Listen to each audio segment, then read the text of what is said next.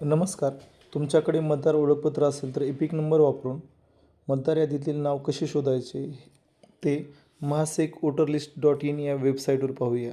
ही जी स्क्रीनवर जी वेबसाईट दिसते या वेबसाईटवरून आपल्याला पाहायचं आहे. मी सरळ गुगलला जातो आहे. त्या ठिकाणी मी जी वेबसाईट आहे ती कॉपी पेस्ट करतो. ह्या वेबसाईटवर क्लिक करतो मी.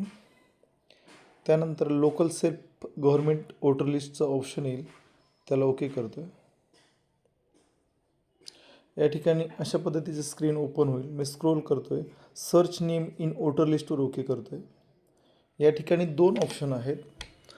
Search your name by name wise पण आपण सर्च करू शकतो, एपिक नंबर टाकून पण सर्च करू शकतो. सध्या आपण एपिक नंबर टाकू. या ठिकाणी सिलेक्ट लोकल बॉडीचं ऑप्शन आहे, म्युन्सिपल कॉर्पोरेशन. सिलेक्ट डिस्ट्रिक्ट आहे, छत्रपती संभाजीनगर. जे असेल ते निवडायचं. Local body name Chhatrapati Sambhajinagar. EPIC number मी टाकून घेतो.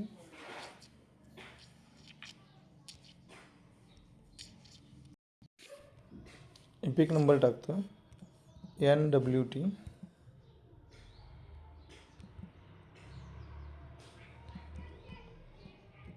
एपिक नंबर टाकला नंतर मी सर्चवर ओके करतो. सर्च झालं. मोबाईलची स्क्रीन आहे, मी त्याला ऑटो रोटेट करतो. अशा पद्धतीनं दिसेल लोकल सेल्फ गव्हर्नमेंट वोटर लिस्टचं. त्याच्यानंतर मी त्याला स्क्रोल करतो आहे.